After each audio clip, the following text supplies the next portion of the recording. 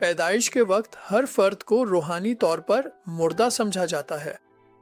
जब वो यसु मसीह की खुशखबरी सुनता है तो ये इसके रूह को जगा देती है, जैसा कि बीज बोने वाले की तमसील में लूका 8 में बयान हुआ है। ताहम बाइबल कहती है कि खुशखबरी का पैगाम ऐसे दिलों पर गिरता है जो या तो कम मिट्टी वाले या कांटों से भरे हुए हैं और दोनों ही फल पैदा करने में नाकाम रहते हैं। लेकिन कुछ बीज अच्छी जमीन पर गिरते हैं जो बहुत सा रूहानी फल पैदा करने के काबिल होती है, जैसा कि मत्ती 13 में बयान किया गया है।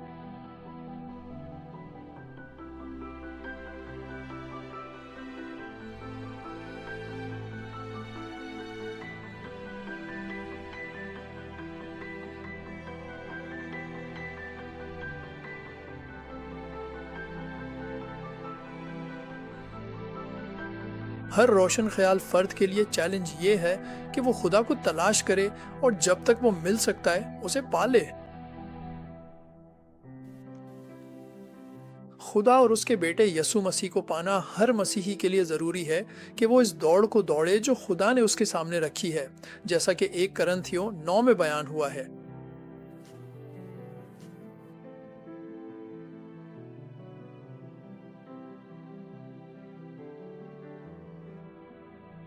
ये वीडियो उन लोगों के लिए वाहिद रास्ता जाहिर करेगी जो अपनी ज़ाती निजात की दौड़ दौड़ रहे हैं, जो हकीकी यसु मसीह तक ले जाता है, जैसा कि इब्रानियों 12 आयत 1 में बयान किया गया है।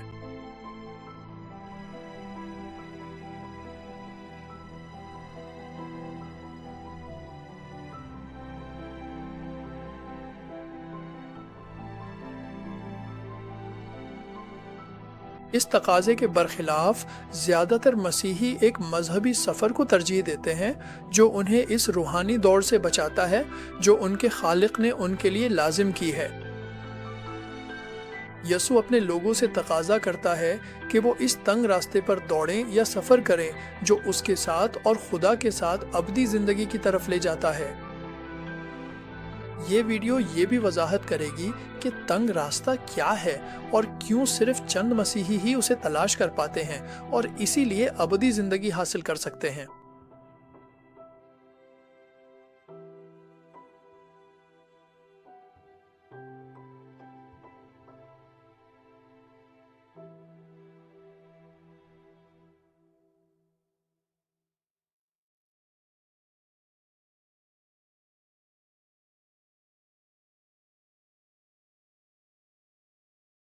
ये तस्वीर जाहिर करती है कि एक मसीही अपनी रूहानी जिंदगी में 2 रास्तों पर सफर कर सकता है। तंग रास्ता जो अबदी जिंदगी की तरफ ले जाता है और चौड़ा रास्ता जो हलाकत की तरफ ले जाता है, जैसा कि मसीह ने मत्ती 7 में बयान किया है। सफर या दौड़ शुरू करने के लिए सबसे पहले इंसान को निजात पाना जरूरी है। ये साइन पोस्ट इन 2 इंतखाबों की अलामत है जो मसीही अपनी रूहानी जिंदगी के सफर में करते हैं। इसमें मसीही तंग रास्ता चुन सकते हैं जो सीधे दरवाजे तक ले जाता है, उन आग के इम्तिहानात के जरिए जिनका सामना उन्हें रास्ते में करना पड़ता है, या वो चौड़े रास्ते पर भी जा सकते हैं जो कभी कभार गुनाह और खुदा और उसके कलाम के साथ बेवफाई को बर्दाश्त करता है। ये वो रास्ता है जो हलाकत की तरफ ले जाता है। ये तंग रास्ते की सिमत है जो आग के इम्तिहानात के जरिए सीधे दरवाजे तक ले जाता है। इसके लिए सबसे पहले मसीही को नया जन्म लेना जरूरी है। इसके बाद उसे वो सलीब उठानी है जो यसु ने उसके लिए रखी है। जब कोई शख्स तंग रास्ते पर यसु की दी हुई सलीब के साथ सफर करता या दौड़ता है तो रास्ता और भी तंग होता जाता है और अक्सर इस पर चलना बहुत मुश्किल हो जाता है। रास्ते में मुख्तलिफ किस्म की आजमाइशें आती हैं जो किसी को वापस ब्रॉडवे की तरफ मुड़ने पर मजबूर कर सकती हैं। तंग रास्ता आग के इम्तिहानात की तरफ ले जाता है। यसु अपने लोगों से चाहता है कि वो इन आजमाइशों को बर्दाश्त करें, क्योंकि ये इसलिए बनाई गई हैं कि इंसान के रवैये और अकायद को पाक किया जाए ताकि मसीही यसु की रास्तबाजी के मुताबिक ढल सकें। زمین پر اپنی زندگی کے سفر کے اختتام پر انسان کو چاہیے کہ وہ اپنی روحانی صلیب جو اس نے یسوع کے لیے اٹھائی تھی یسوع کی صلیب کے ساتھ رکھ دے، بالکل اسی طرح جیسے توبہ کرنے والے ڈاکو کی صلیب مسیح کی صلیب کے ساتھ تھی، جیسا کہ لوکا 23 میں بیان ہوا ہے۔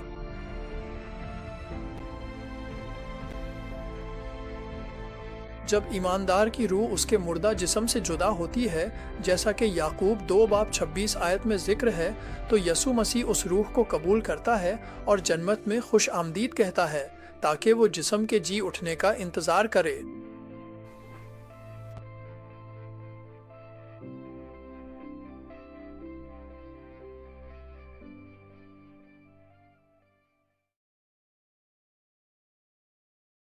کالی لکیر ایک غیر نجات یافتہ فرد کی زندگی کو ظاہر کرتی ہے۔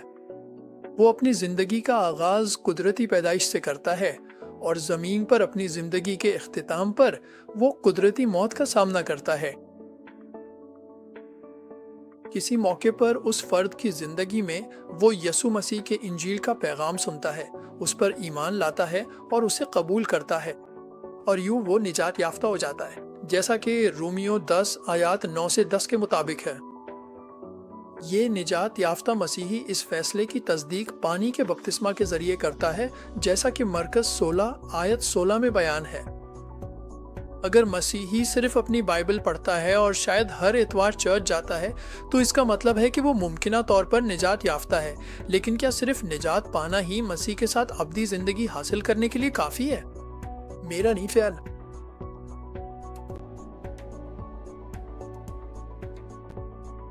بائبل اس بات کی طرف اشارہ کرتی ہے کہ آخری نجات کے لیے ہر مسیحی کو ایسے اعمال کرنے ضروری ہیں جو روحانی پھل پیدا کریں، جیسا کہ یوحنا 15 میں بیان کیا گیا ہے۔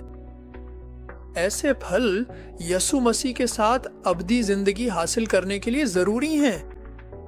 اب میں وضاحت کروں گا کہ یہ اہم تقاضے کیا معنی رکھتے ہیں۔ ابتدائی نجات اور نئے جنم کے درمیانی مرحلے میں نجات یافتہ مسیحی کو خدا کی بادشاہی میں داخل ہونے کی کوشش کرنی چاہیے، جیسا کہ یسوع نے لوکا 13:24 میں فرمایا ہے۔ اگر بنیادی باتیں ٹھیک ہوں، اگر یہاں دکھائی گئی روحانی زندگی کی شرائط پوری ہو جائیں، تو پھر خدا باپ اپنے بچے کو یسوع کے بیان کردہ نئے جنم کے تجربے کے ذریعے اپنی بادشاہی میں داخل ہونے کا انتظام کرتا ہے، جیسا کہ یوحنا 3:3-8 میں ذکر ہے۔ یہ وہ مقام ہے جہاں سے حقیقی مسیحی روحانی زندگی کا آغاز ہوتا ہے۔ اسی مقام سے مسیحی روحانی زندگی بڑھنا شروع ہوتی ہے جب وہ خدا کے کلام کا دودھ اور گوشت، جیسا کہ 1 پطرس 2 اور عبرانیوں 5 میں ذکر ہے، کو استعمال کرتا ہے۔ اس نئے ذہن کے ساتھ نئے جنم لینے والے مسیحی خدا کے فضل میں بڑھ سکتے ہیں، اور پھر ایمان، نیکی، علم، ضبط نفس، صبر، دینداری، بھائی چارے اور محبت یعنی خدائی محبت میں اضافہ کر سکتے ہیں۔ ان تقاضوں کو پورا کرنا فرد کی روحانی زندگی کی سطح کو بڑھا دیتا ہے۔ پھر سے خدا کے فضل میں بڑھتے ہوئے نیا جنم لینے والا مسیحی روحانی اعمال انجام دینا شروع کرتا ہے جو خدا کے لیے روحانی پھل پیدا کرتے ہیں، جیسا کہ یسوع نے یوحنا 15 میں تاک اور شاخوں کی تمثیل میں فرمایا، باپ ایسا ہی کرتا ہے۔ ان نئے تقاضوں کو پورا کرنا فرد کی روحانی زندگی کی سطح کو مزید بڑھا دیتا ہے۔ آخری نجات کا سارا معاملہ یہ ہے کہ انسان اپنی نئی مسیح میں زندگی کے دوران شیطان کے جھوٹ اور فریب پر غالب آئے۔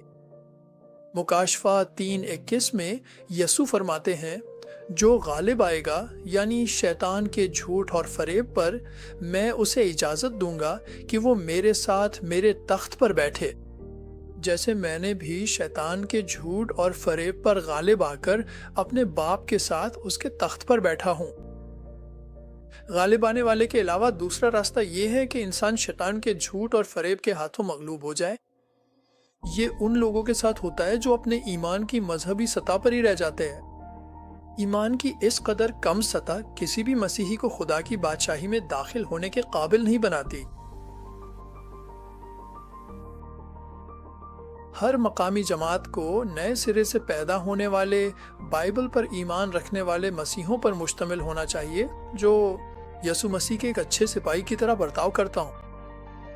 اس حوالے سے صحیفے اشارہ دیتے ہیں کہ جماعتوں میں ناک کی خدمت، آنکھ کی خدمت، کان کی خدمت، ہاتھ کی خدمت، پاؤں کی خدمت اور جسم کے دیگر حصوں کی خدمات ہونی چاہیے۔ یہ براہ راست ذکر نہیں کی گئیں، لیکن 1 کرنتھیوں 12 آیت 23 میں ان کی طرف اشارہ کیا گیا ہے۔ یہ تصویر ایک ایسی جماعت کی نمائندگی کرتی ہے جو نئے سرے سے پیدا ہونے والے افراد پر مشتمل ہے اور جس کی بنیاد میں مسیح خود کونے کا پتھر ہے۔ رسولوں اور نبیوں کی تحریریں رہنمائی کے لیے استعمال کی جاتی ہیں، اور ہر مسیحی ایک زندہ پتھر کی مانند ہے جہاں سب محبت میں ایک دوسرے سے جڑے ہوئے ہیں، بالکل اسی طرح جیسے گارا اینٹوں کی دیوار کو گرنے سے روکتا ہے۔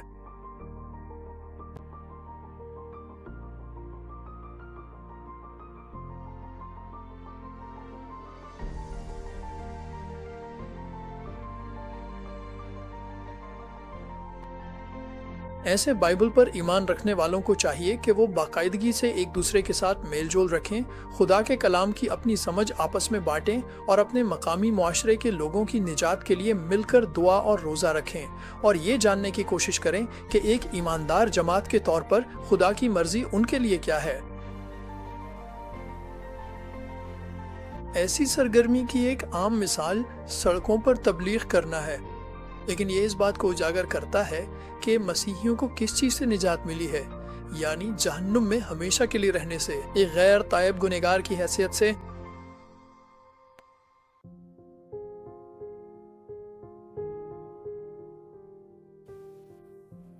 غیر نجات یافتہ فرد اپنی زندگی عام لوگوں کی طرح گزارتا ہے اور مر جاتا ہے، لیکن اس کے پاس خدا کے ساتھ ابدی زندگی نہیں ہوتی۔ ایسے لوگ اپنے گناہوں میں مر جاتے ہیں اور اس لیے مسیح کو اپنا نجات دہندہ نہ ماننے کی وجہ سے ہمیشہ کے لیے آگ کی جھیل میں رہیں گے۔ تمام مسیحیوں کو نجات پانا اور پانی سے بپتسمہ لینا ضروری ہے۔